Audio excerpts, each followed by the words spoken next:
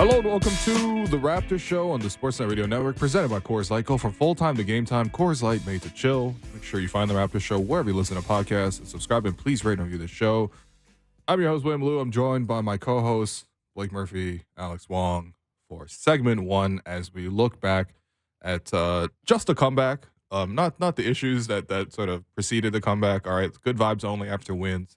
And the Raptors completed a 23-point comeback, taking the win last night by a score of 111 to 107. Their first lead of the game was 7-6 in the first quarter, and then they came all the way back and took the lead. Pascal Siakam with a short second box jumper to give them the go-ahead. Blake, how you doing, man? Second box jumper. Yeah. You can just call it a mid-range jumper. Wow. David Thorpe's not on the show today. Second He box? listens. Yeah. What's up, David? Yeah, that was a lot of fun. It was look, you can go back and forth on with the Washington Wizards, this particular Washington Wizards team, if you're more upset about the hole they dug or more encouraged by the comeback they had. But if you can go 21 on a 21-1 run against any team that has the chance to pull out a game, that has some offensive pieces, even if their coach is kind of helping you out by keeping their only rim protector on the bench and being like, oh, Bilal Coulibaly, he could be, a secondary ball handler in the clutch and things like that.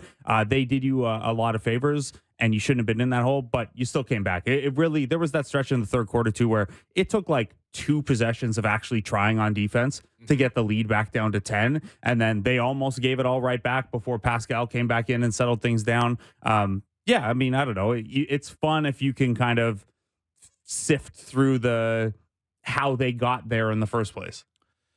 Yeah, I mean, first of all, Will, you look really cuddly today in your purple, I don't know what to call that. But yeah, I appreciate you guys. Every time the Raptors win, I see a lot of notes in here. Where was this when the Raptors got blown out on the weekend? Huh? You guys left me hanging. I had to look up 20 years worth of Caucasian players on the Celtics roster. Meanwhile, today, we're going to get into this. Yeah, what's up? To be clear, I have lengthy game notes for every game that I can forward to you So if do I, you want. actually, Please don't. I just didn't hijack our 3-person doc with all my own notes today, like Will. Like Asian Action Bronson over here. So we're going to get into this comeback. The Wizards scored 1 point in the final 7 minutes and 24 seconds. Like you mentioned, the Raptors closed on that 22-1 run. Yeah, 0 for 10 with 5 turnovers in that 7.5 minute stretch, including turnovers on 3 of the last 4 possessions. It was it's nice work coming off of our Wizards draft yesterday. Oh, yeah. I have the final score. Okay, yes. Because I saw somebody online, I think they bet like the over total on the Wizards. Like I saw that retweet. Yeah, and I think they had them at over 104.5 or something like 107. No, it was right on the edge. I think he said he had like 108.5 or something like that. And he was good with 7 minutes left, except they scored a single point. They really played Uno. Yeah, all these stops in here. I mean, Will, I'll pass it to you. But these read like Action Bronson lyrics. Can I read a few here? Yeah, go ahead, man. Go ahead. Here we go. Dennis slips and falls hard. Wizards break. Landry Shamet with a Puget with 20 on the clock. Brick. Boucher rebound. That sounds like Bronson. 20 on the clock brick definitely sounds like a Bronson lyric. Yeah, why is Landry Shamet going from who he played for to taking a pull-up jumper in transition with 20 left on the clock for a break? You can't say enough about the job Wes Unseld Jr. did, making sure that they appropriately tank that one. The Wizards are in a spot like the Raptors where they only get their pick if I think it's top 10 protected. So they're good. So any game like this, they're going to make damn sure. Well, here's the thing. I did see the tanking point many times, and I get it. Like, the Wizards are not built to be competitive this year. They're launching on what's going to be a very long rebuild by the looks of it. But I don't know. Even if you are tanking, like, teams don't tank 10 games into the season. They just straight up sucked. Players and they made don't tank decisions. Yeah, and that too. Well, Poole and Kuzma, I don't know. By the way, their nickname combined as a combo, I want to walk it by you guys, Poozma. I feel like that's... Look, here's how I feel about these two together. Please rein this guy in. And this is... Goodness. I don't like saying this. Okay. What, Kuzma? I think Kyle Kuzma is too good to be lumped in with Jordan Poole in everything. Yeah. Jordan Poole's like that bad. I feel like it's that bad friend that dragged Kuzma into this situation. Like Kuzma had 34 last night, like light work. Bro, I want Kuzma. Crunch time, no, imagine if we had Kuzma. You don't want Kuzma on this squad? I think he could be an upgrade over several specific players I have in mind. He's only an upgrade if you need to kidnap Soo Young.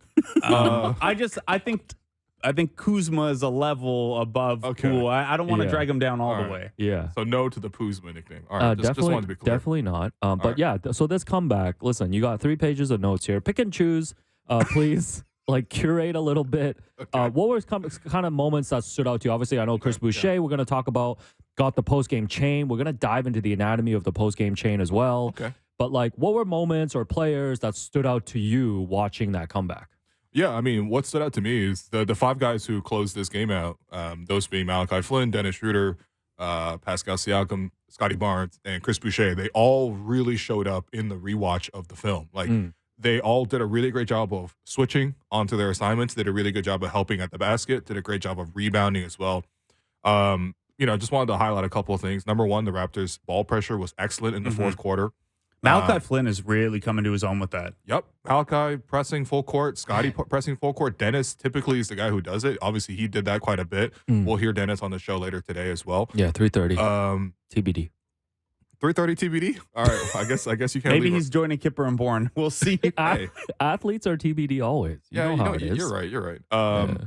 But like, so definitely the ball pressure was really good. I thought for me, it was totally deserved for Chris Boucher to get that chain in the sense that he shows up in pretty much every note here in terms of his rotations at the rim, his rotations challenging at the basket, his hustle to get down the floor for the layups. I mean, his rebounding as well. Like, he is actually integral to so much of what the Raptors did in the fourth quarter in terms of the switching and the defense and his shot contest as well. Like, multiple times he's switching on the guards, did a great job. Yeah, he spent a lot of time on Tyus Jones at the top of the floor and just like staying big across the top to I mean, Tyus he's not really the type to try to break a big mismatch down one-on-one and go to the rim anyway, but staying big to make sure that any screens that were coming had to go the long route around or that Tyus didn't have as clean a swing pass lane. Yeah, and I think they also played really well as a team. Just in the fourth quarter, just to be clear, the first 3 quarters, not much as a team.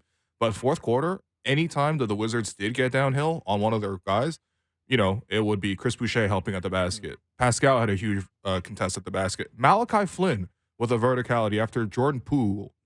Sorry, I had to hesitate on that one. Jordan Poole. Just swear if you're going to say it, man. He splits a double team at the top. He's getting downhill, and the only person between him and the rim is Malachi Flynn, who makes a great rotation out of the corner, gets in position, jumps up straight up in the air, 2 hands, forces Jordan to like get around him for the layup, and he missed it. He should be named Jordan too. It's ruining the Jordan name. It's ruining the Jordan brand. He's the second. No, you know what? I rock with Jordan. I love Jordan Poole, man. No, I love based on how he played in the fourth quarter. But yeah, seriously, like multiple guys helping each other. Scotty obviously was fantastic as well. His help rotations at the basket. There was one play where he tried to post up Kyle Kuzma, and he posted him up, lost the ball, posted him again, threw up a bad hook shot, and it was a bad possession. But I love Scotty's compete because right afterwards, he picked up Kuzma full court, pressured him, forced him into a dribble handoff just to get rid of the ball, and then Scotty got screened by Poole, and Scotty ate the moving screen for the turnovers. So, like, that competitive level, even when you did make a mistake, it was about the next possession, and so that's how you make a comeback like that. I understand it was against the Wizards, but that's exactly what you want to see out of the Raptors, that kind of togetherness in the fourth quarter. Yeah, you don't look, it doesn't matter the team. Well, it matters a little bit, the team. It does. But, like, you sent them to the line for 2 free throws over the stretch of 16 possessions. That's all they got, and they split those 2 free throws.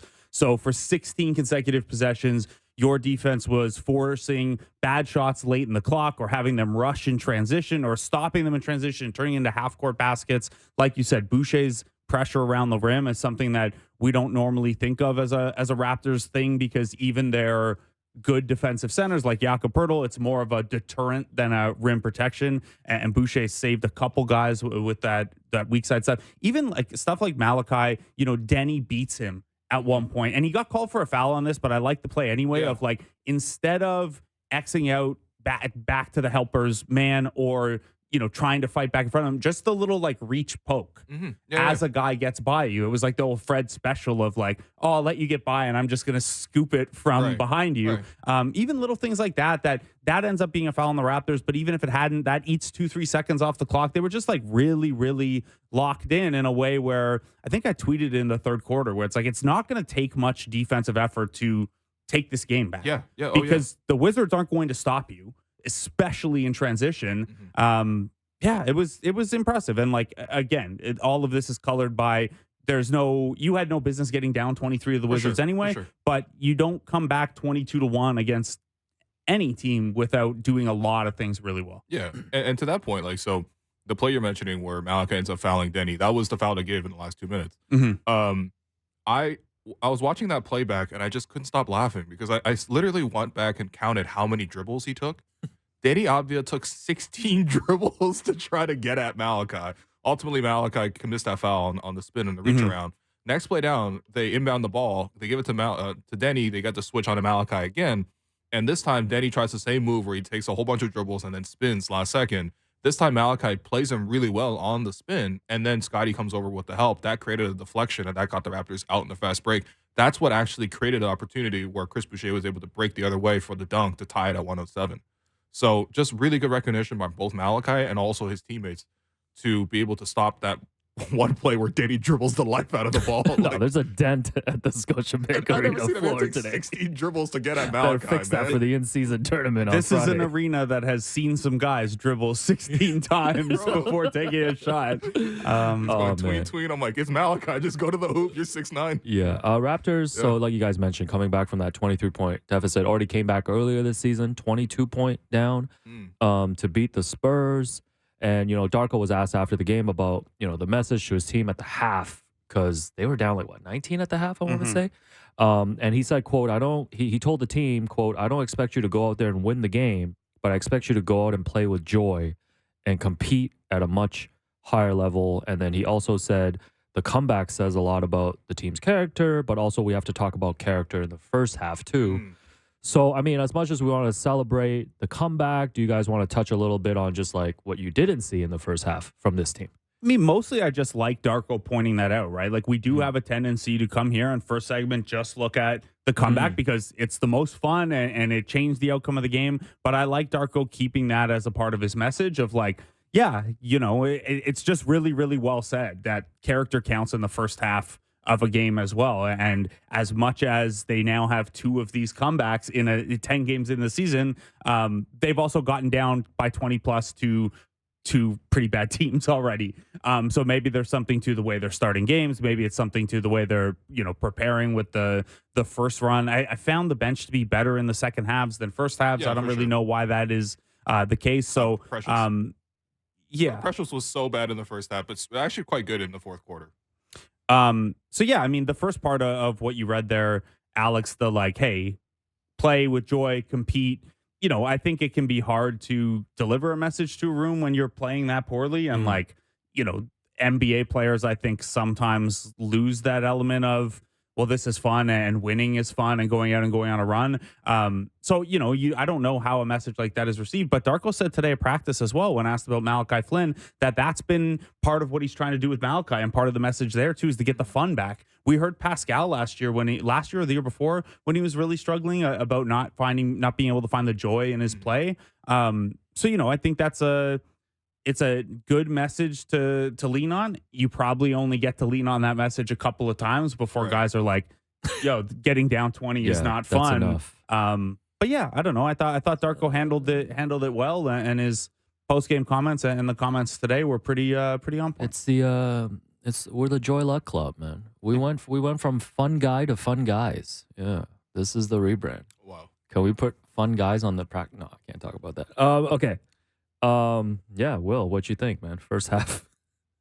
What do you mean? What I thought was the first half? It was terrible. Like, I mean, look, we'll ask Dennis about this, but I thought he really struggled. This is by far his worst game as a Raptor. I thought he was picking the wrong moments to sort of attack. Yeah, get at him. Don't get bought by the players. I thought Yak struggled. Their names are. He really struggled with the rim protection. It felt like everyone was walking through him for layups. Yeah. Precious in the first half. I mean, who are your anti-3 stars in the first half? Probably those 3. Okay. Dennis, Jakob, and Precious. Yeah. Precious. Okay. Precious dropping the lob. Precious dropping a shovel pass where Pascal literally put the thing in his hands like a football player, like a loaf of bread, like a handoff. Like, they were literally like, yo, here you go, buddy, and he dropped it. And both times I went on for layups, even at the end of the first half, where Raptors get a terrible shot going one way and the other way they foul a 3-point shooter. Mhm. And there was just like a huge swing at the end there too. Like they just weren't playing well together. They didn't have the energy together. And I thought it was really strange to see Scotty so like uninterested in the game. There's a lot of times where it didn't feel like he was even running with any Yeah, sort of you, vigor. you noted this. You pointed this out to me when we were there. There was a halftime performance during the 15-minute break. Hey man, that was a great halftime performance. They had this man get up there and balance on some steel. You're not blocks or really whatever. selling it if it was so great. It was pretty This man great. said he stood on steel. Here's the thing. I'd rather watch Denny Avdia dribble 16 times. I think the man's name was George. Okay, shouts to George. But he had like this halftime act, and I was You're like, not selling compared to it. the actual play on the court, Mm. this is actually the best thing I've seen today. So I was You're happy not about you're that. not selling it. All right, So anyway, he performs, the lights come on, players haven't come out to warm up, and I think you noticed Scotty was just like sitting on the bench. so halftime is 15 minutes. The guy Yeah. does his act. It's like 6 minutes of him like being upside down or whatever, and then he dips. What? That's the act. The guy's upside down. Okay, or whatever. And then Scotty's the first guy to come out of the tunnel for the Raptors, and he just like instead of going to like take the warm up shots or whatever, he just like sat on the bench. And I was like, okay, maybe he's just like waiting a little bit, and the rest of his teammates start flowing back out. They're all just like getting to the court, getting some shots up. Mm. Again, very standard kind of stuff. He was just sitting there by himself. Eventually, Marquise Noel went over to sort of sit with him and put a hand around his shoulder. And then Jama as went well. over. Hmm. And ultimately, it was like 8 minutes had gone by.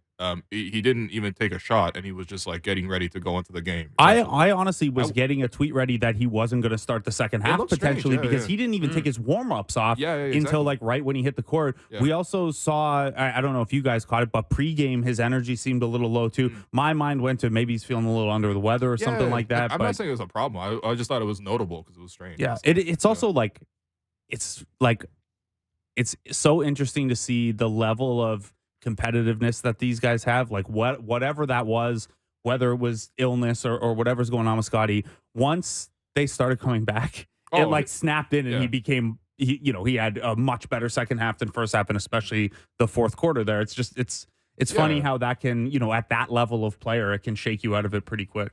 Right.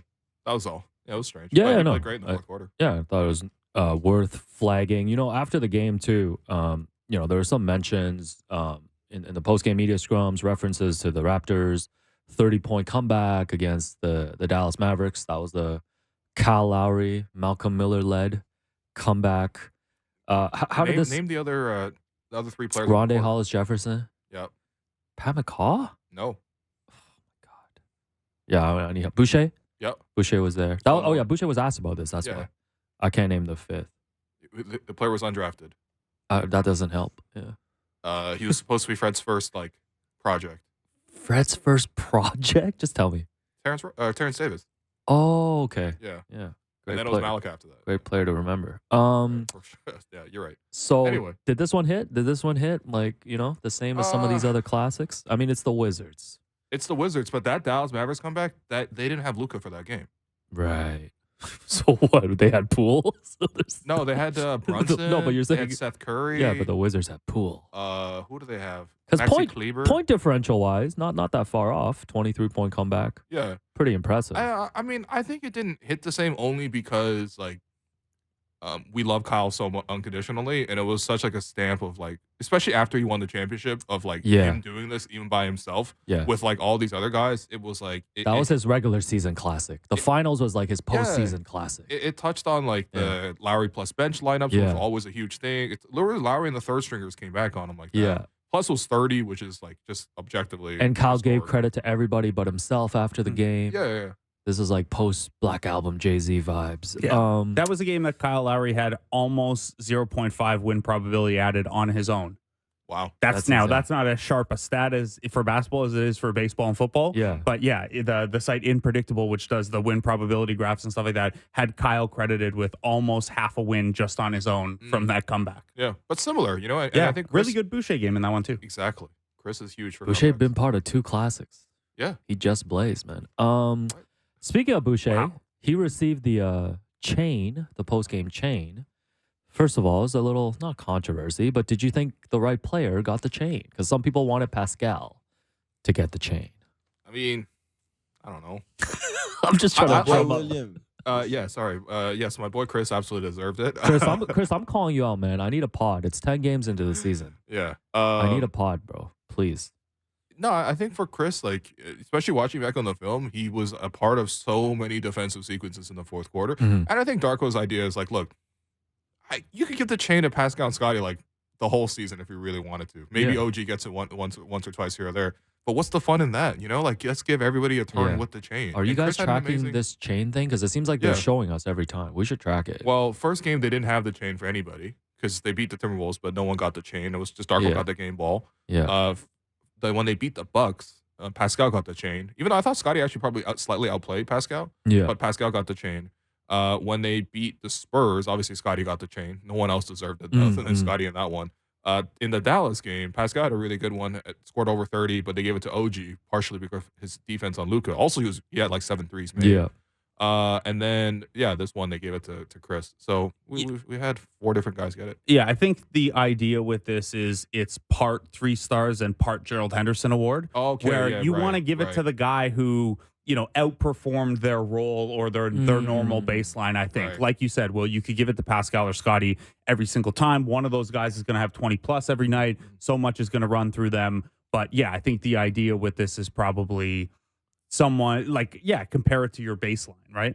Right. It's like when I did the Raptor killer thing, and it was like, okay, Right. it's not like LeBron would obviously be the biggest Raptor killer, but who outperforms what we expect the most? I think that's probably going to be more the idea. I like that. So quick question for you guys. These 3 players, yes or no, do you think they'll get the chain before the end of this calendar year? Otto Porter Jr. Yes, actually, really. Yeah? He'll get hot from 3 one game in addition to the other stuff he does. Okay. Woof.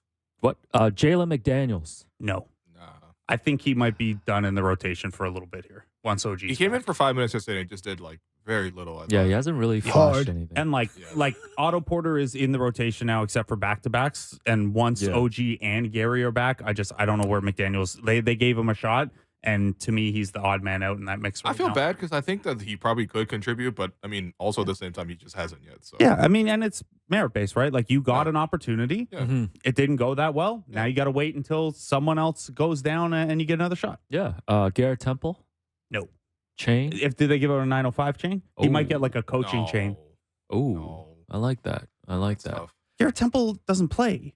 Yeah, he's not gonna get the chain though. But maybe he'll get a chain for like, you know, the leadership from the bench. Yeah. You know, Darko is going to be innovative about this. I think he's trying to get everybody the chain once. He's gonna have to be a little creative.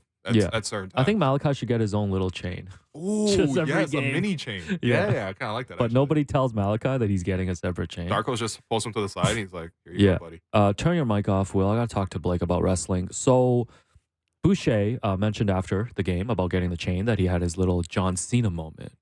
What is a John Cena moment? All I right. think I know John Cena. But Come turn your on. mic All right, off. sorry. Go All right. study hoop. So obviously people know John Cena as like the current version of John Cena, and when he made it to the top and was WWE's top guy for a long time, now he's an actor and all that other stuff. And that character kind of becomes this like cheesy all-American. He still does the "you can't see me," but all the finishing moves that used to have swear words in them are now like PG.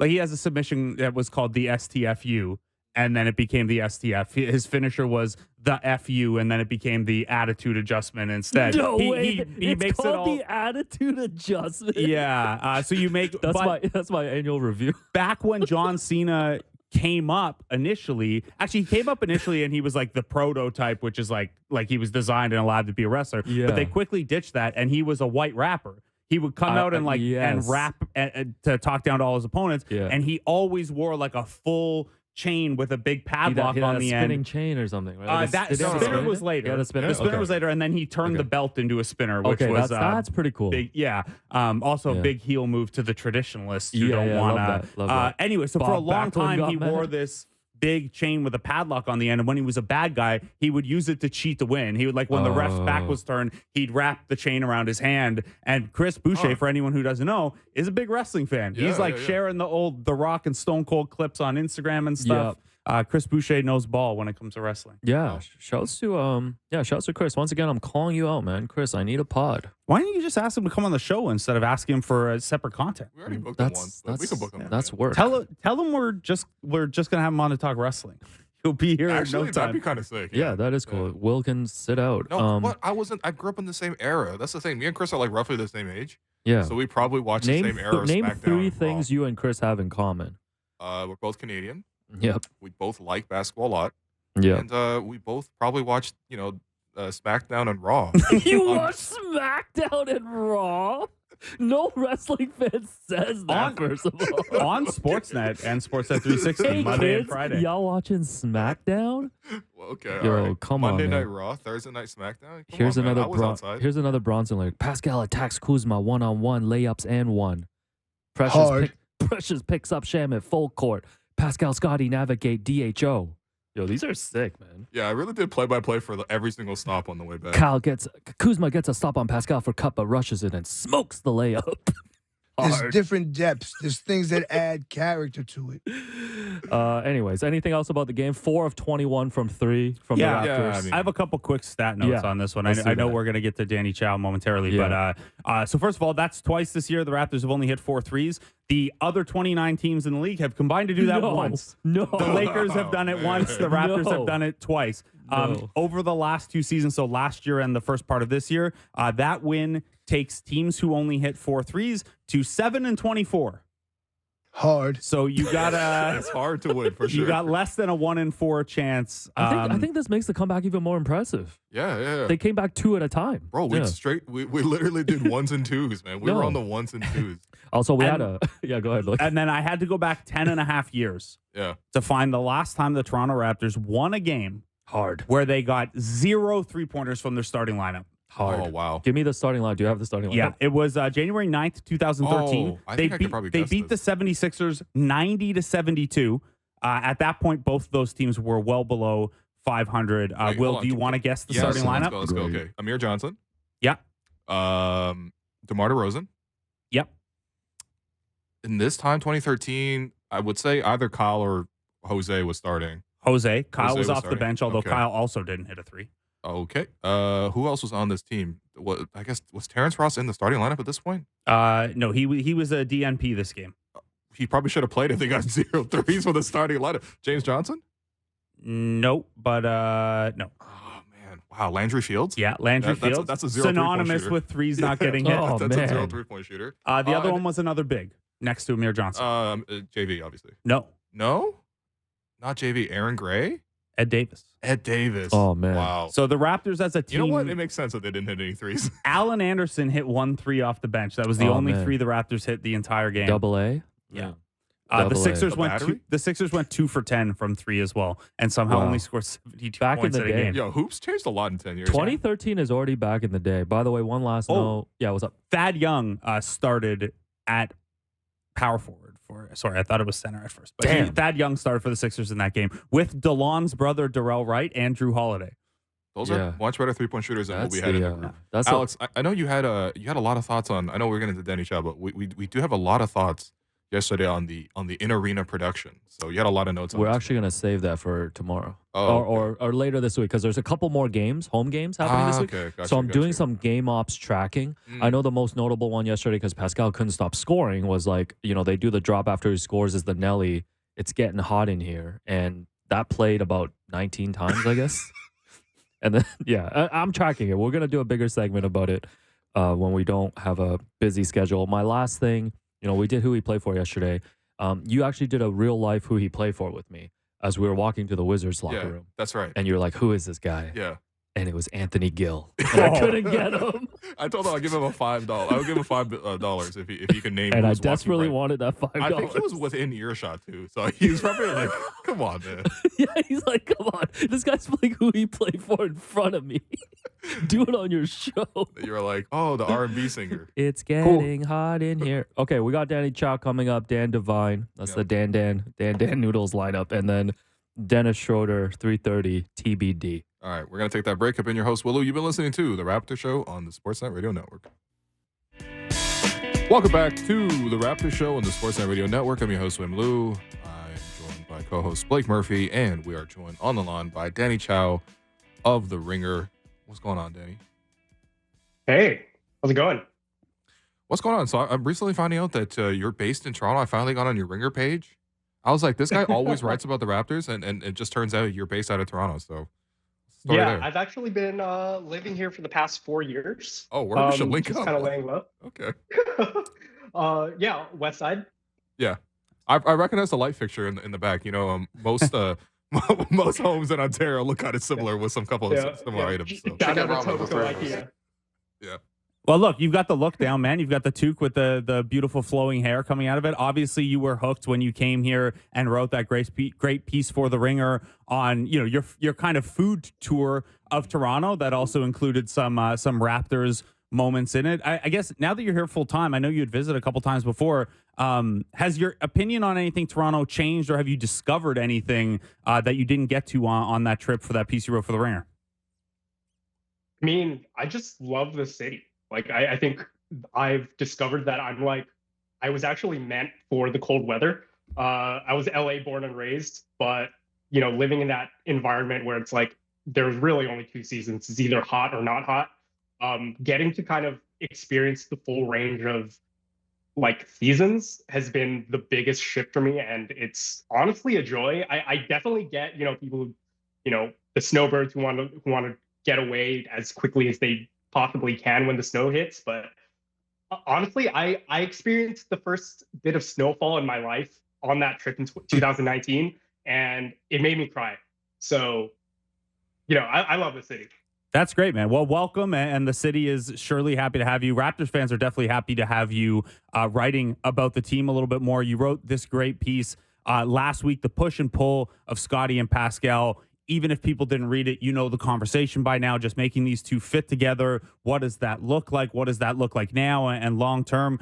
Since you wrote that, Pascal Siakam has had a couple of big nights, including last night, kind of single-handedly bringing the Raptors back through the third quarter. And then it was kind of him and Scottie and a few bench pieces there in the fourth. What have you made of Pascal's performance since you wrote that piece and him sort of starting to find his spot in this ecosystem? Yeah, at a certain point, I just felt it was like, yeah, this is kind of regression kicking in. I wrote the piece, after the Spurs, wonderful comeback, and there was just so much doom and gloom after that game, and I kind of wrote that piece with that in mind. Pascal goes and absolutely demolishes the Mavs. They didn't have any rim protection that night, but still, it was such a great resurgence of confidence. And ever since then, you're kind of seeing Pascal kind of getting back to what he's always been good at. And I think that's kind of Darko kind of getting a feel for, how to best utilize this guy. It's like, he obviously had such a great rapport with Dennis Schröder, and he knows what he can do. So those early games, you're getting such an efficient start from Dennis, but you quickly kind of realize what kind of ceiling you have when you have Dennis Schröder just kind of pounding the air out of the ball on these slithery drives, and you're having Pascal kind of serve as like a decoy, off ball, trying to do these catch and shoot threes. So it kind of just feels like a regression because, before that Mavs game, we're looking at like Pascal shooting like 22% on his drives. And in the 3 games since, he's back up to about 60% on those shots around the rim. So this is really just Pascal kind of being the player he's always been.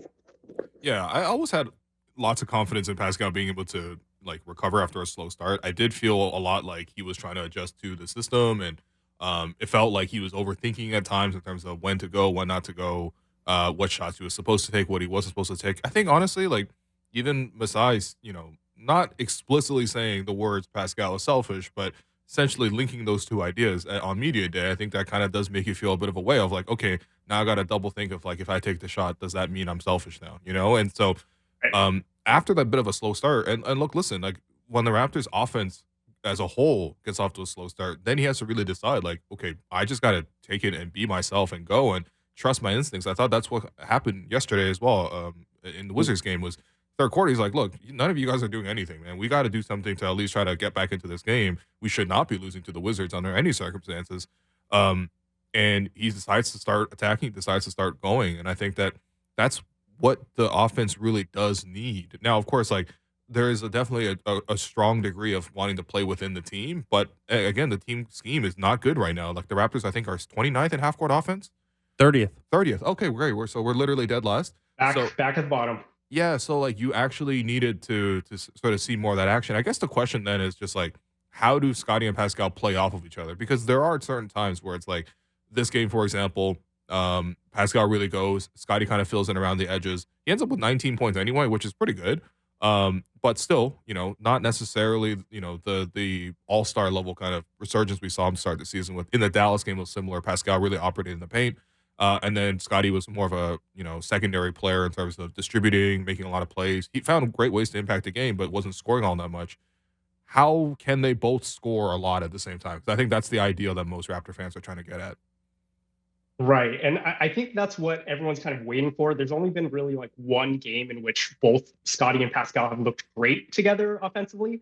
That was against the Bucks. And that was like the biggest anomaly of the season, right? Like Scotty and Pascal shot 64% from three that night, Yeah. 9 for 14. When you're hitting like that, things just naturally open up. But we know that's not who the Raptors actually are. And it's tough because, there have been so many cases in which we're seeing across the league, two wings, star wings, who don't necessarily play off of one another. They kind of have like a dueling banjos type of situation. And it's kind of exacerbated in the Raptors sense because of the lack of spacing around them. So ideally, you would want both Pascal and Scotty to be able to shoot threes at, above average levels. Currently, they're both below. And it's not really helped by kind of the environment around them. Dennis Schröder had a really hot start. He's kind of plummeted since then. But he was never really thought of as a threat the same way that Fred was in the past. And, obviously Yak, great center, best center that the Raptors have had since Marc Gasol. But he's going to occupy the space that he occupies. So if you have two guys who are great at driving, great at initiating from the post up, and you're not really giving them the driving lanes or the kind of release valves, it's going to be like a my turn, your turn type of situation. Well, it's interesting you brought that up too, because like that's kind of a similar problem that Boston has. It's just less of a problem because Tatum is at a higher level than Pascal or Scotty, and then Brown is also really, really great as well. But and they can shoot. And they can shoot, which is obviously huge. But also Boston has done a great job, and they've overhauled their entire supporting cast around them to bring pieces that address their weaknesses. So maybe they're not the strongest ball handlers, or maybe they don't do the great job of passing. Now they start 2 point guards in White and Holiday. And a stretch five instead of an interior five. Right, who can also get in the paint and attack mismatches. That's how Boston got to this point where they're so competitive. And whatever, like Pascal and Scotty are not on the same level with Tatum and Brown, but like you got to still help them around them. And I think that fit is going to be huge. Yeah, and I'm not sure exactly what the next steps look like because they traded a first-round pick for Jakob Poeltl and gave him a 4-year, $80 million contract. So how exactly that goes, I'm not exactly sure. The other thing they can do, Danny, and curious to your appetite to balance this out is, they want to install all these new offensive principles and a lot of high post DHO, a lot of motion, etc. But when we've seen Scotty and Pascal really cooking, they're kind of going outside of that and attacking one-on-one. Obviously, no team runs the same offense for 48 minutes. But, when you're thinking developmentally, when you're thinking rookie head coach trying to make his imprint, what is your leeway for or appetite for the stars kind of going outside of that system to freelance one-on-one when the team needs it like they did last night?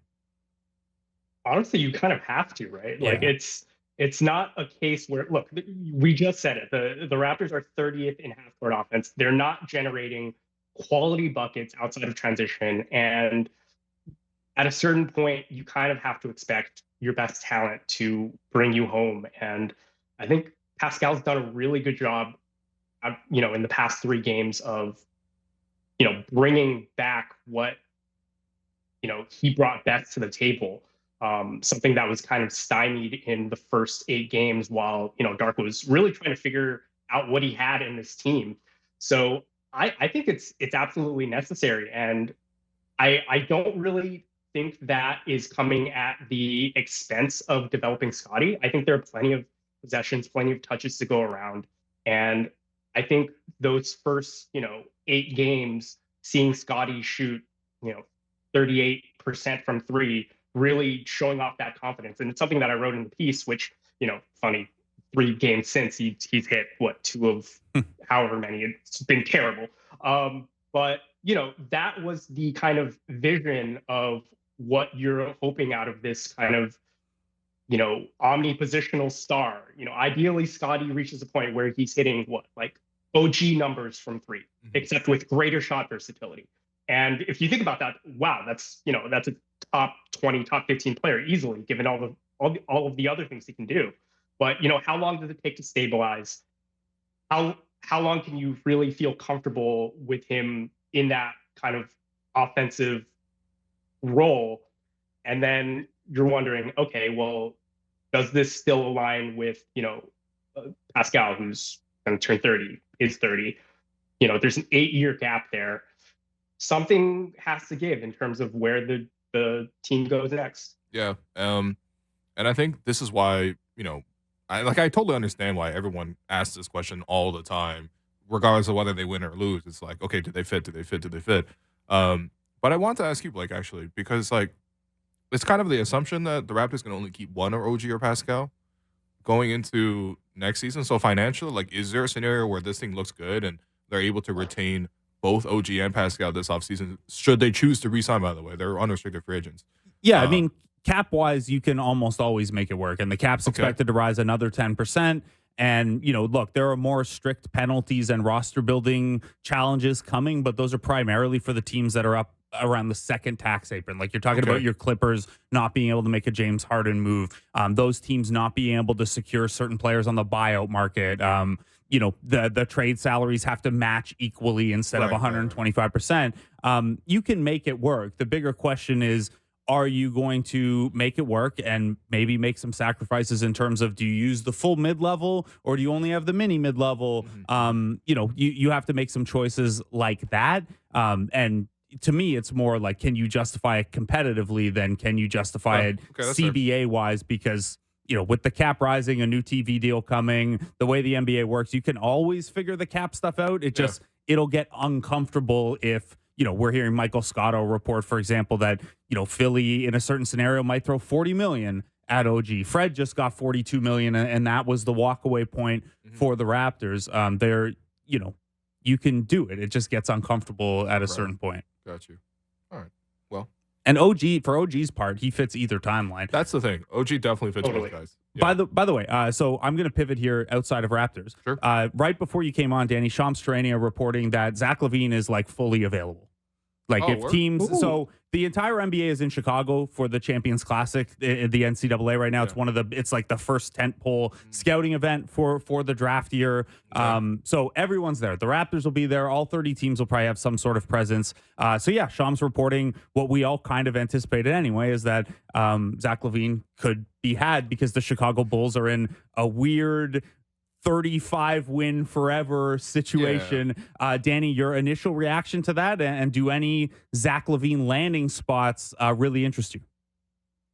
I mean, honestly, last year I was already firing up the trade machine, trying to get Zach LaVine to Toronto. But I'm not sure that really makes sense anymore. That's an interesting one. No, I don't really have. I'm really bad with the trade machine. Okay. So yeah.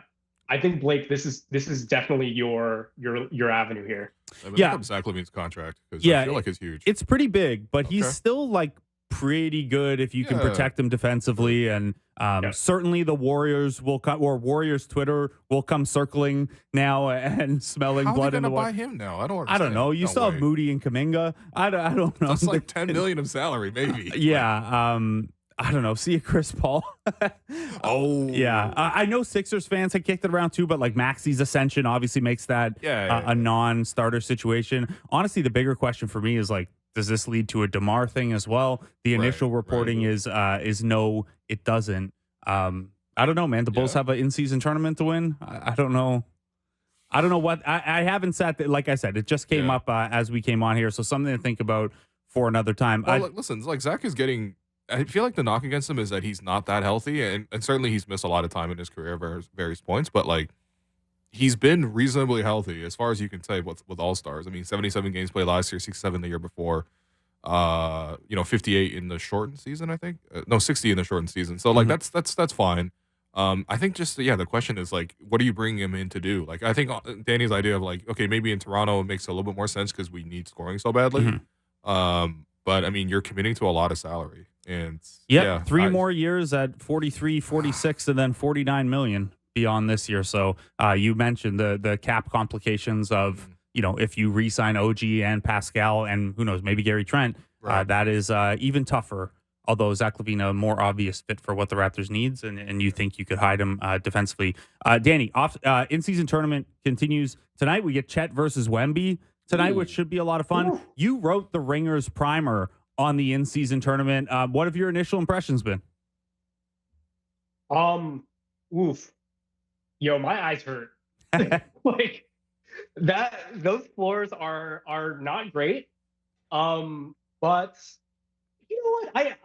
I'm in. Like I was skeptical just for, to have fun, get some jokes off, but I believe in competitive regular season games. I've always loved watching regular season games, even with like bad, this goes back to when I was an intern at Grant. I used to like my lane, because they had Zach Lowe, because they had Kirk Goldsberry. My lane was watching like Bobcats versus Pacers, like, so like I love these like, grinded out, horrible field goal percentage games where there's basically no winner. Everyone loses. So yeah, like no, anything that will ramp up the stakes, the sense of competition. Sure, I'm in. Okay, so we kicked around the idea of what if eventually a wrinkle for this is teams can change, not just change the look of their court, but like baseball style, change the dimensions or tweak a rule around the sport. Obviously, they're not. This is very unrealistic. But if you had the opportunity to do that, what are you doing with your court?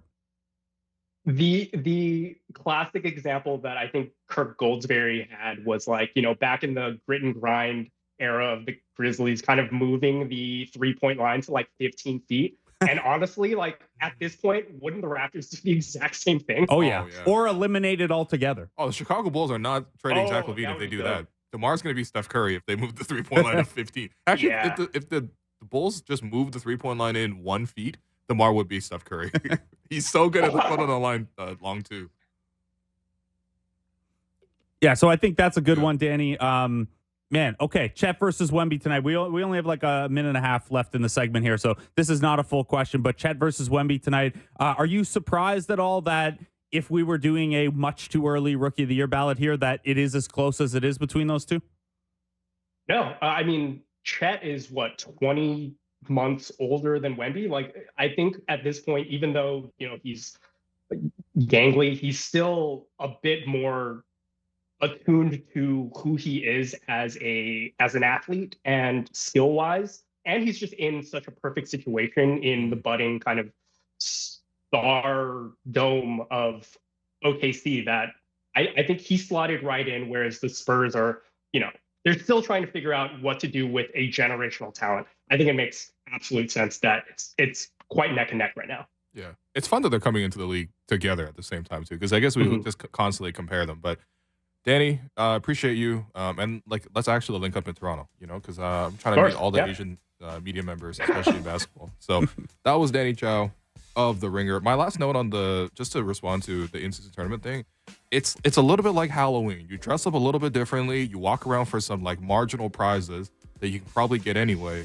But if you get really into it and you put in a lot of enthusiasm, that's what you get out of it as well. So yeah, you just can't do the bare minimum is all. You can't. Yeah, we are doing the bare minimum. 3 pieces of paper on you and go as 3-hole punch Will or whatever. Yeah. Adam Silver just put on a pair of cat ears and said, "This is what you get." So anyway, we're taking another break. I've been your host Willow. You've been listening to the Raptors Show on the Sportsnet Radio Network. Welcome back to the Raptors Show on the Sportsnet Radio Network. I'm your host Wim Lou. I'm joined by co-host Blake Murphy. Shouts to producer, co-host Alex Wong, almost walking into the shot on live television. Any chance he gets to show off this Freddie Gillespie practice jersey, he will, but maybe we'll check back in with him. Man, I really fourth. joked about, or half joked about, when we got those gold jerseys from the Raptors, getting a Javon Freeman Liberty. And then Alex goes and gets a practice-worn Freddie Gillespie. Yeah. Unreal. I got actually a good question about that, but we'll check back in with Alex after we check in with Dennis in segment 4. But for segment 3, we're in the third quarter now. The third quarter stretch. We got Dan Devine of Yahoo Sports. And yeah, first off, welcome back to the show. All right. Appreciate you always for making the time. Shout out to the new podcast as well, the No Cap Room. And Divine Intervention. Oh, there's 2. Yeah. I gotta stay in tune with the podcast. 2 great podcasts, Yeah. 2 great names. Dan, what's up, man? Not much. I mean, I'm hearing a lot of talk about crisp jerseys, and I feel underdressed. I'm sorry for that.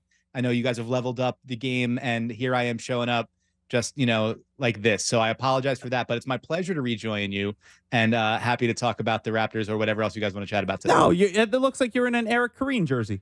A plaid button up. No, this is actually the official jersey of the PWBA or whatever the thing is PBWA. called. Yeah, PBWA. Yeah, you should join it, being your professional basketball writer. The times that I write these days is quite rare. It turns out it's a lot easier to just say things into a microphone rather than typing things out and putting a lot of thought into things. But that's what Dan Devine has done for a very long time. OG blogger and all that kind of stuff. Too long. Well, it's been a nice life, I think. And hope you're good. Anyway, you wrote a piece about Victor because the Spurs and Victor is this big thing. And of course, we'll be watching them tonight. Chet versus Victor tonight. But you wrote a piece. How are the Spurs trying to maximize Victor Wembanyama by supersizing things? And first off, I just really enjoyed, what the Spurs are doing right now, because it's one of those rare seasons where it doesn't really matter. You know what I mean? Like, you get to try things out. If they win, they lose. It doesn't really matter. They blow a 22-point lead to the Raptors with Scotty Barnes taking over in the fourth quarter and losing in overtime. Doesn't really matter, because they're just trying things out. And obviously the thing that they're trying out the most is this Jeremy Sohan running point. I love this idea because he literally didn't have any experience running point. So I want to ask you, A, how is this going? And B, like, where is this going? Well, the funniest thing about it to me is that Sohan is very so open, being like, I've never done this before, you guys. like at any level, I've never played point guard. So yeah, it's gonna look weird. The where it's going, I think the goal is sort of like, what if instead of Vision 6'9", Vision 7'4", like what if we just not just make the whole plane out of wings, but if we try to expand everybody's playmaking roles, because Victor Wembanyama is, if he's this transformational prospect who can, is bigger than every center and can handle like a wing and maybe eventually do some of the point guard duties himself, like everybody else sort of should get the opportunity to expand their skill set and see what they can do. And as you're absolutely right, this is kind of like a sandbox year. So why not play around? And Sohan at point, the goal is, if you get a 6'8" point guard, suddenly all of those ideas about, you matchup hunt, right? You bum hunt, you go find the smallest guy on the court to bully defensively. Well, you're not going to be able to do that if everybody is larger, as we've seen in Toronto, as the sounding board or the foundation of a really solid defense. And the Spurs have been a bad defense for several years. It's kind of the quickest way to turn your team into a serious one. Look no further than Houston, where Ime Udoka and old friend Fred VanVleet and Dylan Brooks have that team looking like an actual serious basketball outpost for the first time in several years. It hasn't gone that way like totally in San Antonio, but when they have that starting lineup on the floor, they're defending at like a top 3 level. So the foundation is being put in there.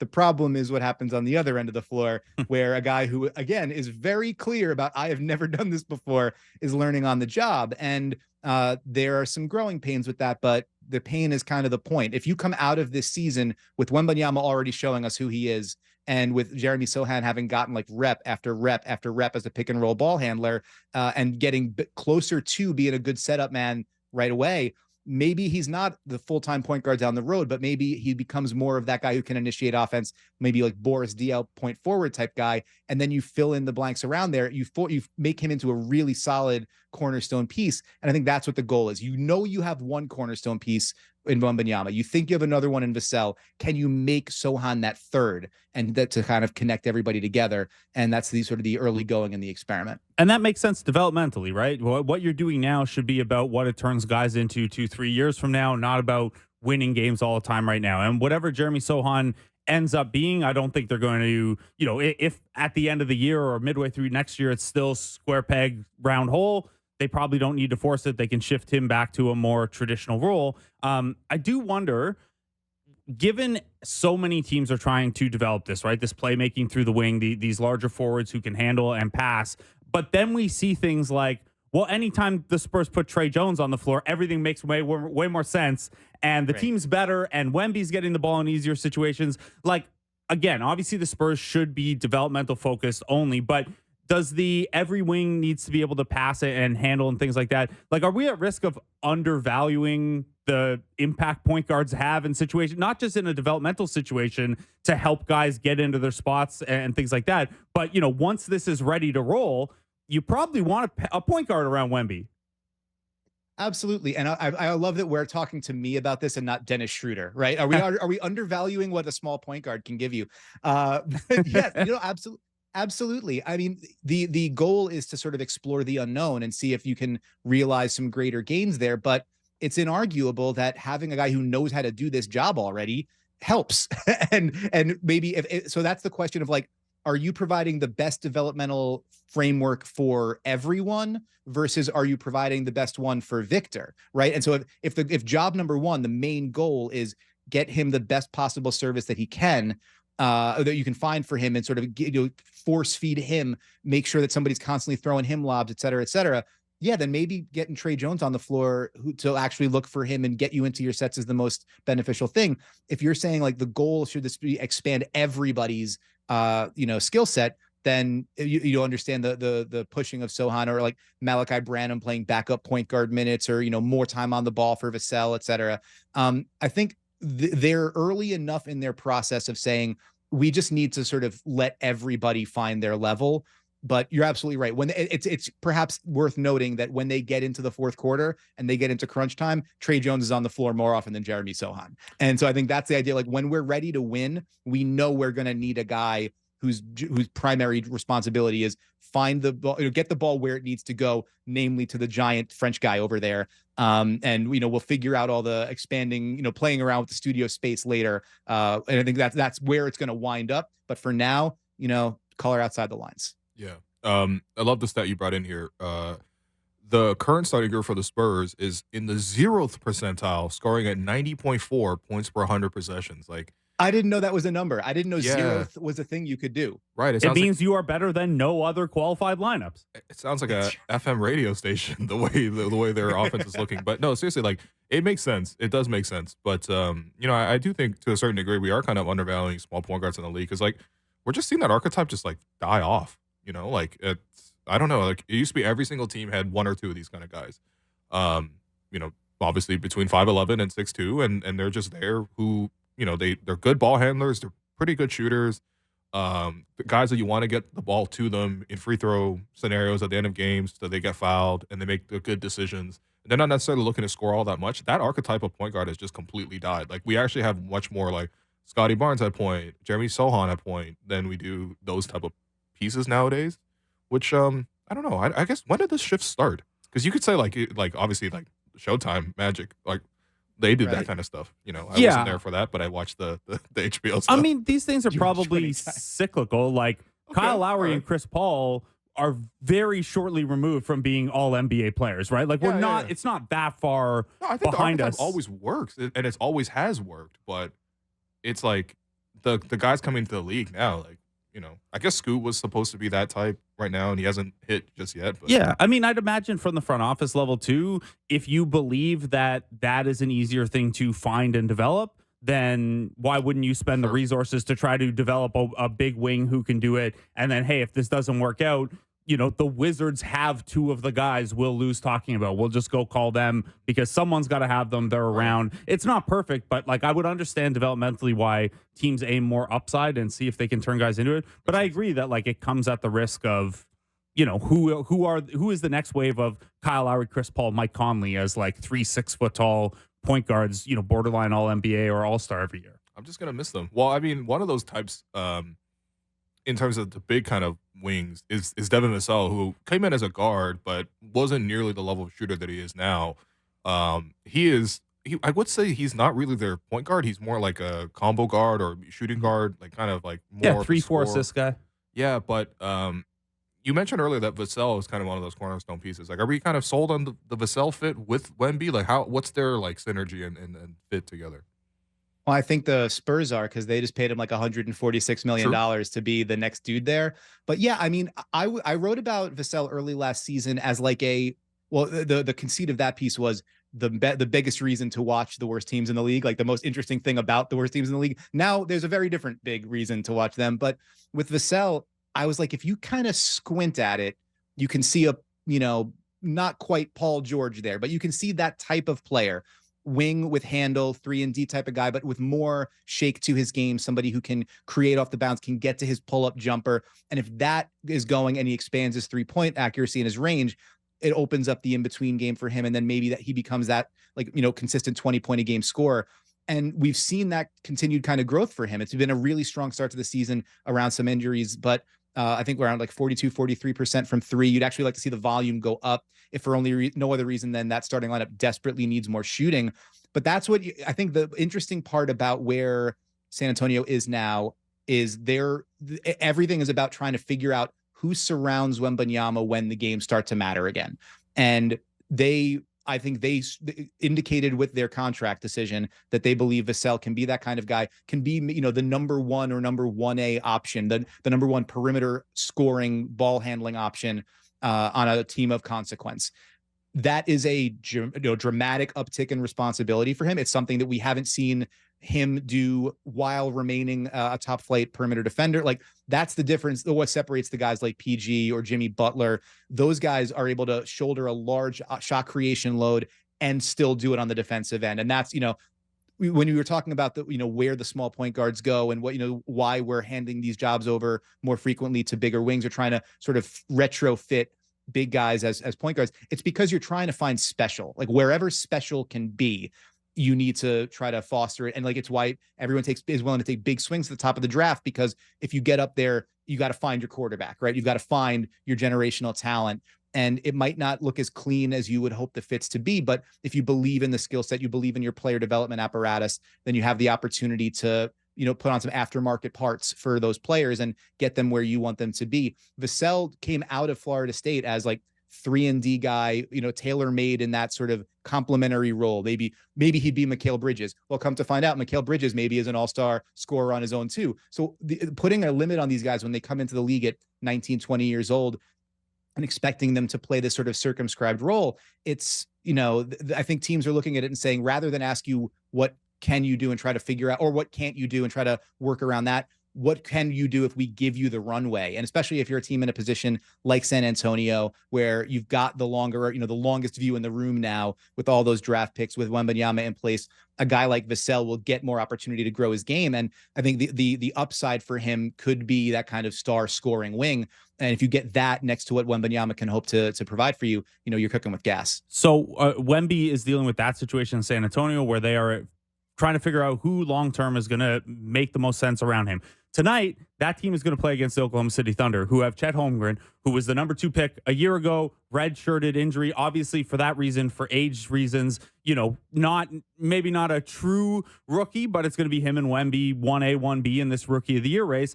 And the Thunder are in a much different spot than what you just described with Wemby, where they still have probably the second longest view in the room because they have more picks than God, and all of their key pieces. Like they returned only one rotation player who's over 24 this year. They can still have that. But with them, it's more about seeing where Chet fits in with what's already established there and the foundation they've established there. What have you made of Chet's fit early on here? And what are you looking forward to when those two very lanky, talented 7-footers go head to head? Yeah, I'm jealous of my coworker, Vincent Goodwill. He's down to watch that game. I think he called it the Skinny Bowl. He's down there for that one tonight. The thing that's blown my mind with Chet is how ready he is to be an offensive contributor. I think everybody expected, when they had the Thunder, the way they were constructed last season, it was like a team that was like built with a round hole in the middle that you were expecting that guy to fill. He just wasn't ready yet. Like, we're going to play Jeremiah Robinson Earl at the 5. We're going to play Jalen Williams, the other Jalen Williams at the 5. We're going to play small ball with Kenrich Williams at the 5. Just all these guys who are sort of theoretical stretch 5s, but not really. And the hope is that Chet will be able to come in and be that guy. But I think we all expected him to make more of an impact as a shot blocker, helping with their defensive rebounding, helping with their rim protection, which was an area that was a weakness for Oklahoma City. And he has come in and he's averaging like 16 points a game on 55% shooting. I don't think he's going to keep shooting 50% from three, but if he does, the Thunder will happily take it. Another guy that can grab the ball off the rim and run the break, can step into trail threes off the break. That kind of additional offensive force just opens things up so much more for your drivers. Obviously Shai Gilgeous-Alexander, you guys have seen plenty of it. He's the premier driver in the NBA right now. Suddenly you've got even more driving lanes for him. And if the defense sags in to take those away, you pop it right back out to Chet, who's shown he can step into a three. And also if you close out on Chet, he's willing to put the ball on the ground and able to get downhill. So like that, it magnifies the skills of SGA, of Jalen Williams, of Josh Giddey. It puts these guys in so much better position to succeed. And it really elevates where that Thunder offense can go. That he's already making event creating plays with the shot blocks, with the steals, keeping them in bounds and kickstarting them in transition. It all sort of like, it's a virtuous cycle. The more plays you make on defense, the more you can get out in transition, the more efficient your offense will be.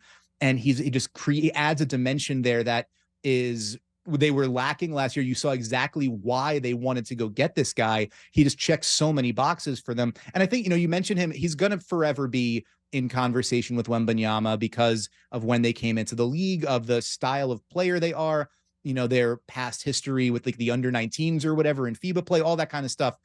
And we shouldn't lose sight of how successful they've both been in dramatically different sets of circumstances.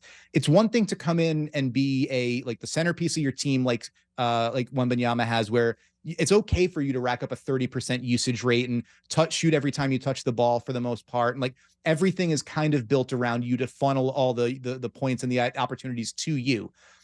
This is a Thunder team that people expected to be a playoff team. They made the play-in last year, expected to take a leap, that already has an all-NBA first team, offensive engine in place, plus multiple other guys who have shown they can be 17, 18 points a game scorers in the NBA.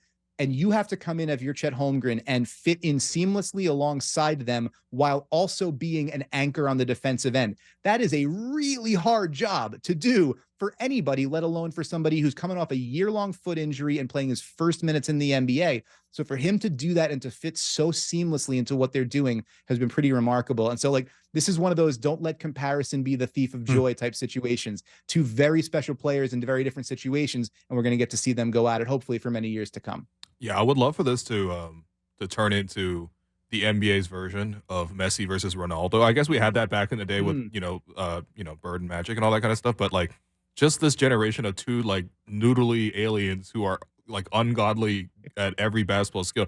No, what's really cool about the OKC situation with Chet is like he is the exact type of player you would have wanted to draft for the skill set of the players that were existing with that core already. Like they needed a stretch five unicorn type who could do all the things that you've indicated. And like it's so impressive that he walks into this league. And I know it's only been 10 games, and I know he's not going to shoot 50% from three, but like the way they play him too is just like teams will have to get out on him, and you can't necessarily put smaller guys on him because he actually can put it on the floor and use his length. And I don't know where you're going to hide your centers if not on him. Maybe Lou Dort, I suppose, occasionally, but it's a real matchup nightmare. He really does enhance all things. Yeah, he walks into this league shooting 55, 50, and 90 from the free throw line. Yeah, 50. Like, he might go 50, 40, 90 center. as a rookie who's also unbelievable on defense. It's pretty crazy. Well, listen, speaking of, I guess, aliens from a previous generation now, Giannis, I guess we're just used to Giannis. We've watched him for 10 years, and we kind of got used to sort of him in our lives. You also wrote about this last week, which I believe the Bucks were in Brooklyn. Yes. So you were able to get down there and see them. But yeah, early returns on this Giannis-Damian Lillard partnership. I would say they have not hit the ground running by any means. Yeah, I will say shouts out to the benefits of accidental scheduling. So that was also the night that the Clippers were at the Garden for Harden's first game with the Clippers. So all the media went there. And then hardly anybody was in Brooklyn. So I actually got to like talk to Giannis and Dame for a minute and get some questions in. So shouts out to that. And a shorter train ride for me. Excellent. Yeah, the early returns of that have been, it's fits and starts. part of you has to wonder how the offense would have, adjusted and acclimated if Terry Stotts was still there. There was that weird sort of preseason issue of he comes in as the assistant coach and is going to be like, he was obviously Dame's guy in Portland for so many years, the guy who coordinated so many of those top flight offenses. He comes in, but then leaves sort of quickly right before the start of the season. And all of a sudden you're not seeing nearly as much Dame Giannis pick and roll as you expected. It's been a little bit uncomfortable getting everybody on the same page. The defensive issues for them have been, it's like Adrian Griffin he's trying to find what works for that team. That was something I asked Giannis, like in that game against the Nets, and we've seen it in subsequent games as well. They're playing drop coverage with Brook Lopez. They're trying to play more sort of higher pressure, similar to the Raptors defenses of years past, where it's all of a sudden Brook Lopez is trapping 30 feet away from the basket, which is not something he's frequently asked to do, and for good reason. They're switching. They're playing smaller. They're playing Bobby Portis and switching everything. They're playing Giannis in a traditional drop. They're playing zone, which they never used to do under Mike Budenholzer. And I asked Giannis, like, does it feel like you're trying to find an identity? And he really pushed back on that. I was like, no. We know what our identity is. We're just trying to find what works. And I think you're seeing the continued struggle of that. Like it's everyone. It made sense why so many people were calling for Mike Budenholzer to lose his job, for them to move on and hire a new head coach, a new voice in the room after multiple sort of disappointing postseason exits earlier than expected, et cetera, et cetera. But when you play one way for so long, yes, there's the attraction of we need to be more versatile and more multiple and have more arrows in the quiver. But you also got to build those reps. And Dame got there right before the start of training camp. They basically changed over all of their perimeter, or nearly all of their perimeter defenders, and haven't really had time to not only replace Drew Holiday, but figure out like who can actually get a stop up outside. A lot of us expected that the defense wouldn't skip a beat because you did have Brook Lopez back there and you do have Giannis there, but they're learning a whole bunch of new guys too, and trying to do new things under a coaching staff that feels like they've got to have a full menu of options by the time you get to the postseason or get down to the stretch. So that's going to take some time to work it all out. Oh, by the way, Chris Middleton's still coming off of his minutes restriction, only bit by bit being able to play more. And so there, Giannis has years of comfort with closing games with him, not so much with Dame. And you're having more possessions where Dame is like off the ball, watching and waiting. And he has not caught a rhythm with that either. He was very clear about like, I understand what I need to do in the context of this offense. I just haven't really figured out how to find my way in it to where I'm a scorer in it. And that's what I do. And that's what the Bucks need. They don't need him to be a caretaker point guard. They need him to be Damian Lillard. That's the whole point of, going all in on that deal, to have the top, 5-level scorer who can be the pick and roll savant that takes the ball out of Giannis's hands late in games, that weaponizes him as a screener, that can punish you for dropping or for, missing an assignment, but pulling up and raining fire. And we just haven't seen enough of that yet. The glass half full case, if you're a Bucks fan or somebody who has a vested interest in the Bucks, is you hope this is the worst they're gonna be. Like they're gonna get the more reps together. They're gonna get the kinks ironed out, and they'll find more comfort in what they're going to try to do late in games, and especially on the defensive end. But the glass half empty take right now is it's looked a lot more rickety than you expected. And you just saw Jay Crowder go down with an injury. They're still sort of trying to mix and match parts and figure out who should be playing with who, how to get stops and how to get good looks. And it seems like I think we expected that to be a lot further along than it is. Yeah, I think there could be a case that they might need better coaching as well. But listen, I'm going to give Adrian Griffin more than 10 games into the season. But Dan Devine of Yahoo Sports, appreciate you. Go check out the Divine Intervention podcast and the No Cap Room podcast. This man has 2 podcasts with puns in the names. So, yeah, good stuff, man. Thanks so much for having me, guys. Next time I'll try to get a better jersey. A Garbajosa? Like, what are we looking for? What should I bring next time? Yeah, honestly, Alex is off to the side wearing our Freddie Gillespie jersey. So, I mean, we got to get on that level. All right. All right, Alex, I got to get my game up. Thank you. All right. Okay, we are going to take our last break. I've been your host, Walu. You've been listening to the Raptors Show on the Sportsnet Radio Network. When we come back, we will do our weekly check-in with Raptors point guard Dennis Schröder. Welcome back to the Raptors Show on the Sportsnet Radio Network. I'm your host, Lynn Liu. I'm joined for the fourth quarter here by my co-hosts, Blake Murphy and Alex Wong. We are working to get Dennis on the line. He is probably somewhere in OVO right now, if I had to guess. Josh Sue, go find him. All right, get him the phone. Yeah, I've already hinted at this earlier, but we might as well do this now. So Alex Wong is wearing a Raptors 55 practice jersey with the OVO insignia over the chest. Are we talking TFC right now? Did No. you just say insignia? Yeah, relax. All right. Oh, okay. So can you explain the story behind this? Because this is a rather auspicious piece that you have on. Yeah, it's the audacious and improbable practice jersey Get out of here, man. that I picked up last weekend. Went to the Sport Card Expo. Shouts to everybody there at the International Center in Mississauga. And there was a lot of cool different vendors. So actually, this is bought directly from like a MLSE stand. So what they do is they take a lot of these game-worn items from the Leafs, from the Argos, and from the Raptors, and they just put them on sale. So there was a bunch of practice-worn jerseys, and I found a Rodney Hood, Freddie Gillespie, the Pascal one, the OG ones, those are more expensive. Right. So this was a very affordable purchase, I guess, by Alex pricing. Right. So this is like buying a Camry.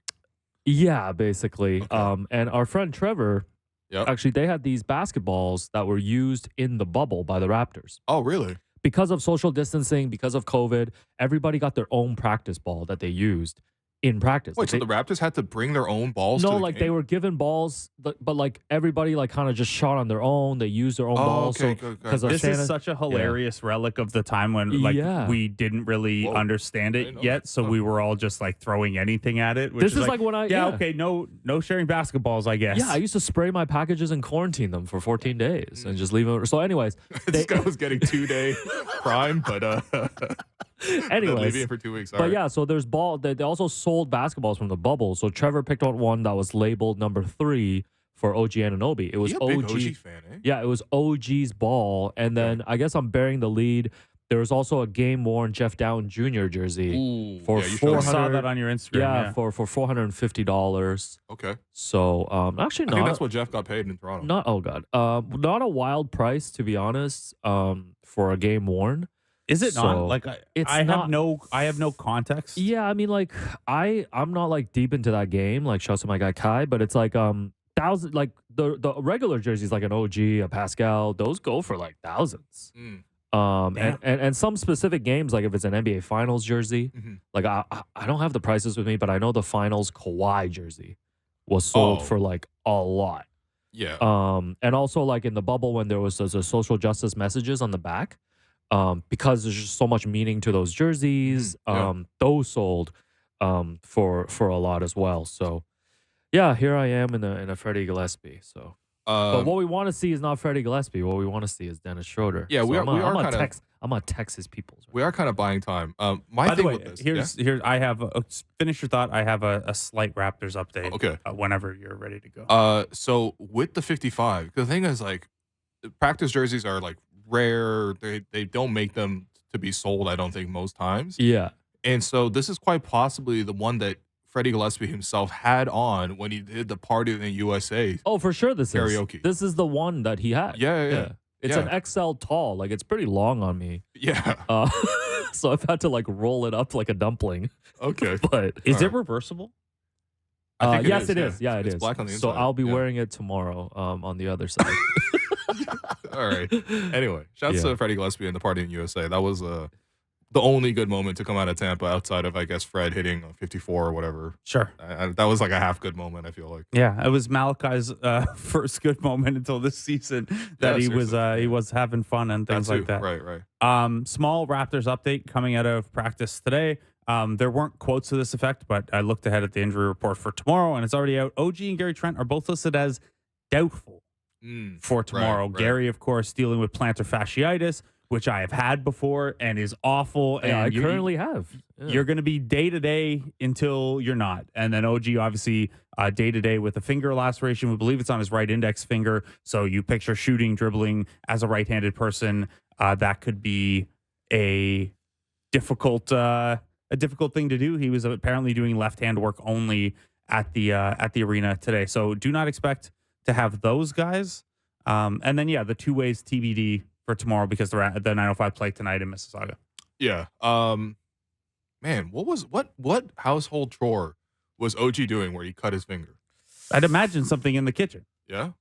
This guy was making linguine or something, and he was slicing a shrimp, or he was slicing crushing some garlic. I don't know, man. Linguistics. There's lots of stuff you could do. Maybe Dennis knows. Thank goodness we don't have to talk about cooking. Oh, and see you guys anymore. later. We have Dennis Schröder on the line.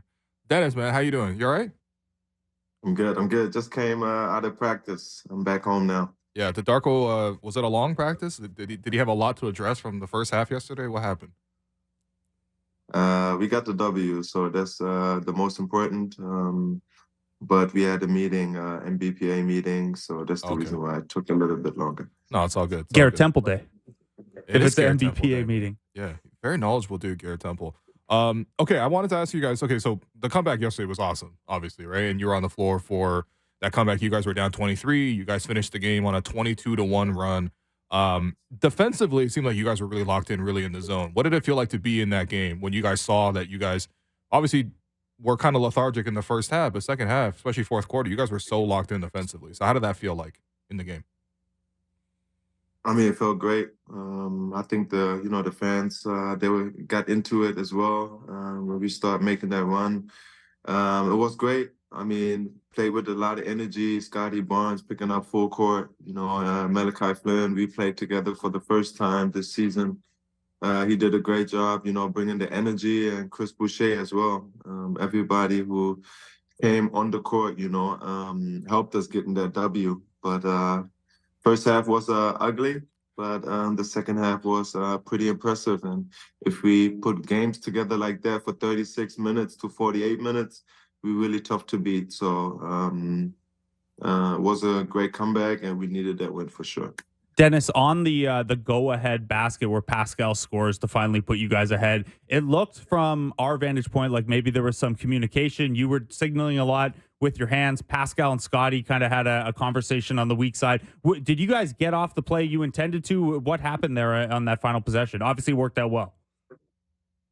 Yeah, last possession. I mean, Jordan Poole is a great, offensive player, but on the defensive end, I think you can attack a little bit. And he was on me, and I gave the ball to Pascal and just set a screen. They were switching a lot, so he had the matchup we wanted, and he took it to the basket, took like a little midi to put us up two. I mean, that was the play what we wanted, and we lived with it.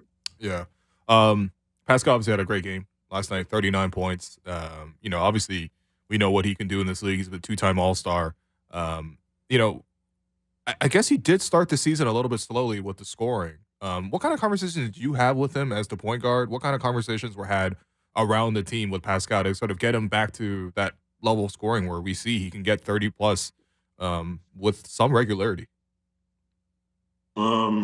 I mean, it's just, the system, what coach brings. I think the system of everybody is just touching it, and we moving and bringing the ball up fast. I think it's making the job for him to score a little bit easier because I can bring it up fast, or Scotty, and, and we love the matchups.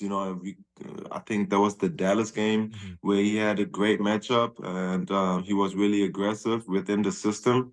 And I think when he do that, we're really tough to beat. And of course, one-on-ones happens, and we need that as well. But I think how we've been playing the last couple of games, it's heading into the right direction, and it's great for him as well. Yeah.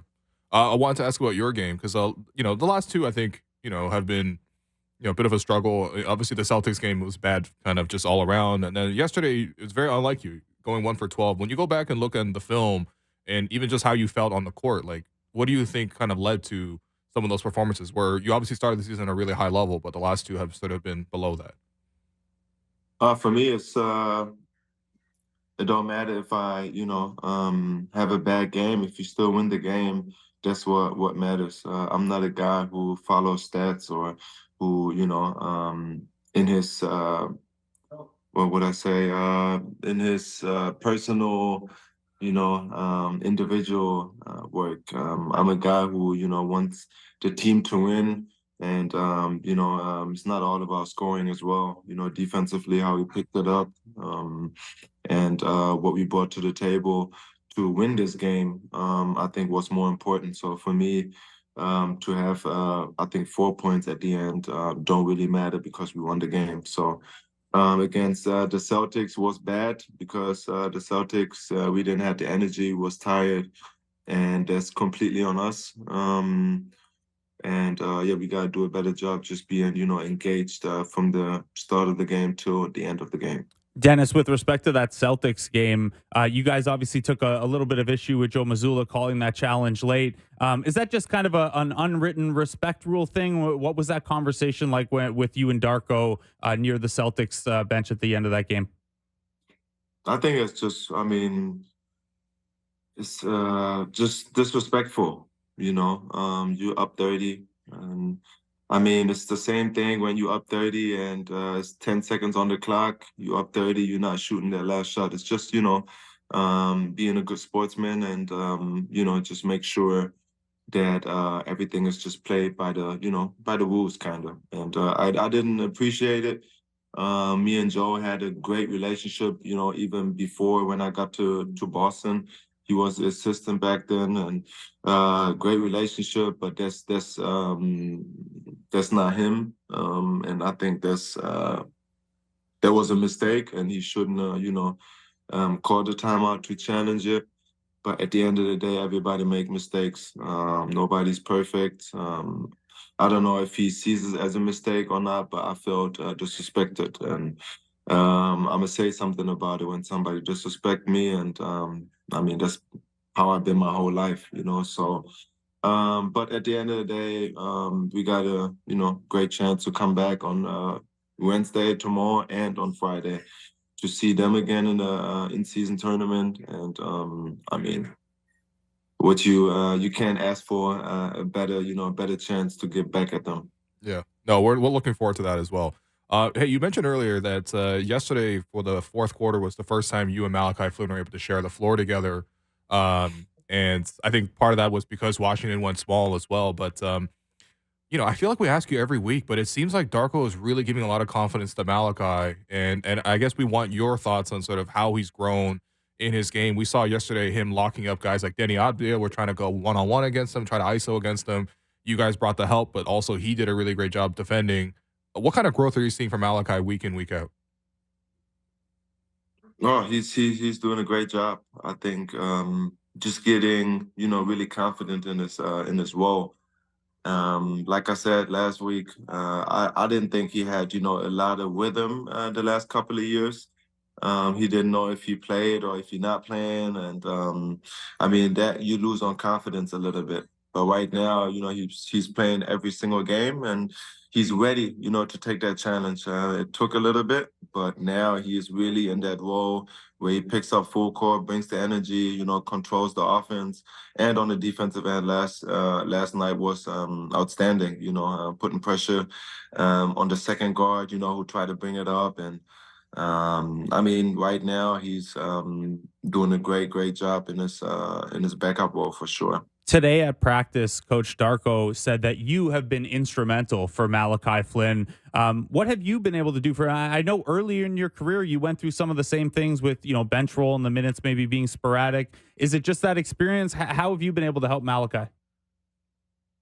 I'm a guy who tried to help his people, help his teammates, and love to see people like AR last year, for example, Austin Reeves, to make strides like that, to get a big contract. And I love to, see my teammates happy when they, get, paid or get minutes on the court. And Malachi, he's really listening to what I'm telling him every single day. And it's a two-way street. Of course, he can come to me when he sees something, Dennis, you got to do a better job of this. But he's really embracing it and learning every single day, asking me questions. And For me, I had Jeff Teague, beginning of my career.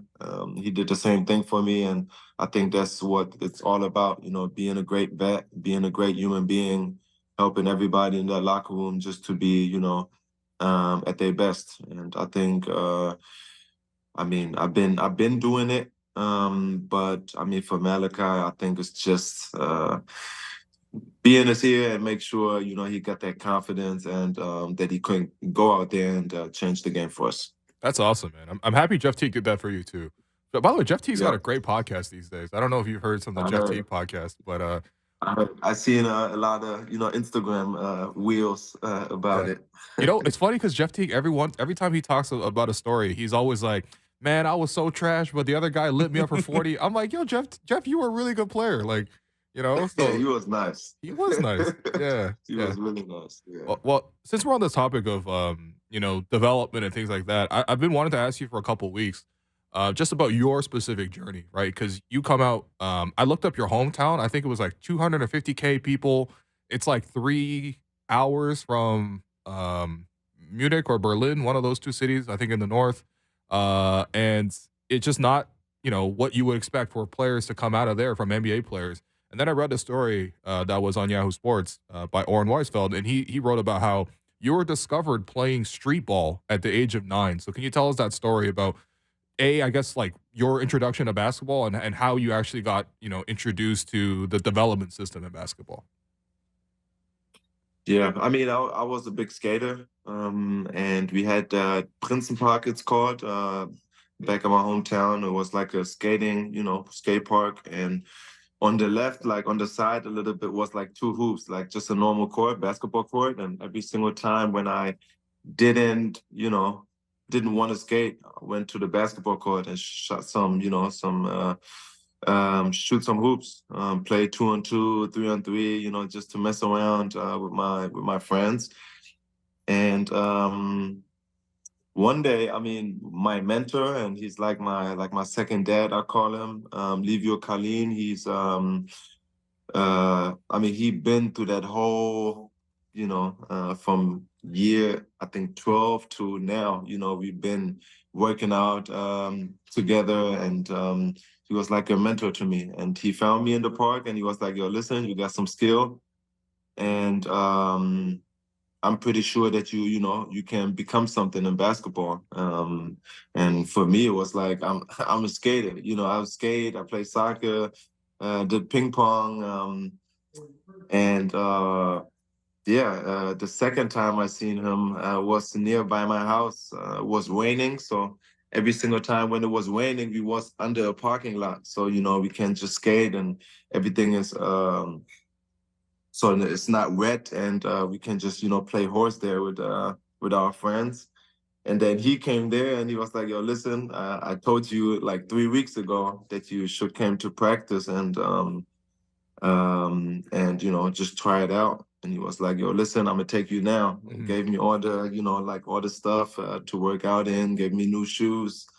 And I was like, "Oh, this is pretty nice." And then I did my first workout, first practice with them. And then I stuck with him, and I believed in him, trusted him, and it paid off. Wow, that's a really great story, and I'm happy to hear that you guys are so close.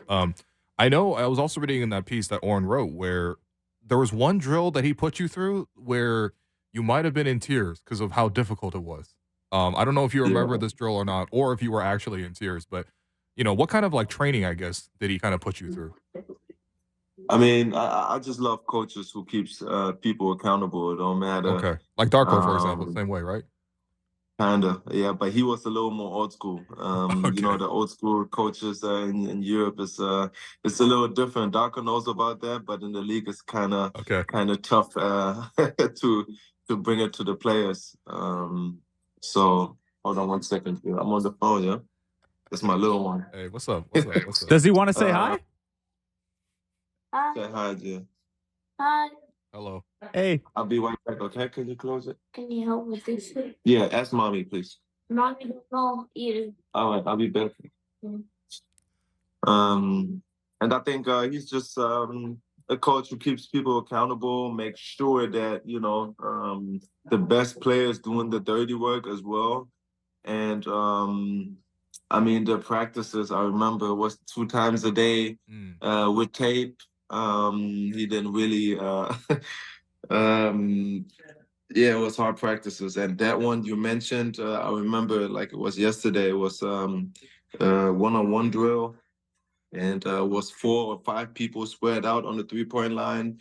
And he just passed it. I don't see where the ball goes to. And he just passed it, and I got to close out. And I think I was in that drill probably like 25 minutes. Damn.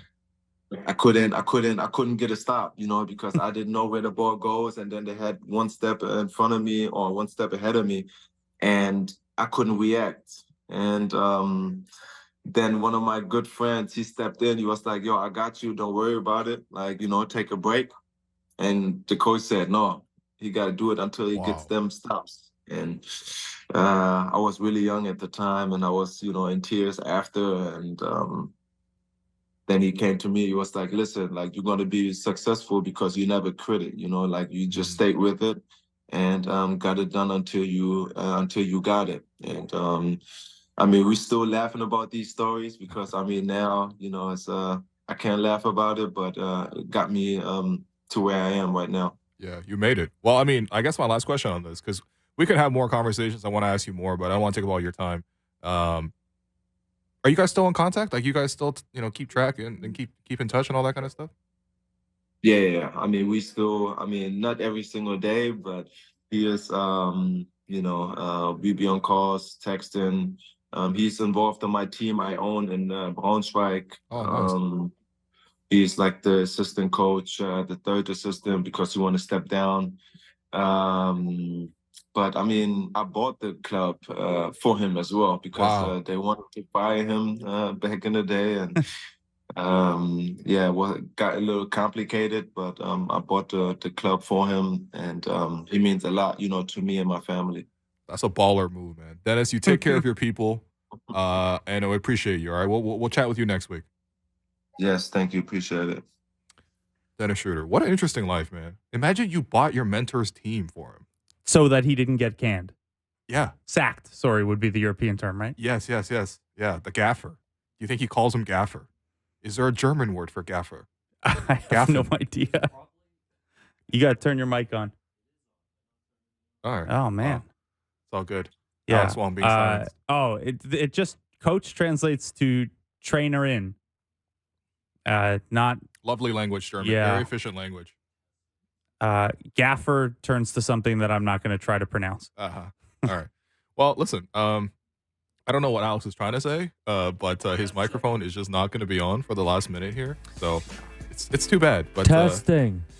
Yeah, I'm on now. What'd you want to say so badly? I forgot now. I was gonna say there's a word for gaffer in every language. Why wouldn't there be? Oh, brother, what a break. They checked him in the 4th quarter, and it was a break. Yeah, get me out of this game.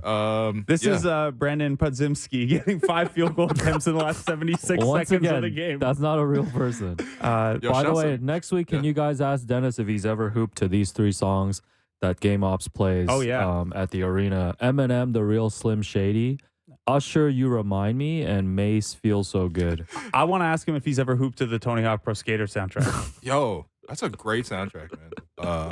And it's a great video game as well. But anyway, that does it for us today. I've been your host, Willou. You've been listening to The Raptors Show on the Sportsnet Radio Network. Testing. Make sure you find The Raptors Show wherever you listen to podcasts and subscribe. And please rate and review the show. Thanks once again to Danny Chau, Dan Devine, Dennis Schröder. So we had 3 Dans, essentially, on the show. Dan, and Den. Producer and co-host Alex Wong, Blake Murphy, our board producer Derek Bandale, Jennifer Olnick, David Sis, Jared Manitav, help me behind the scenes. We'll be back with more Raptors content tomorrow.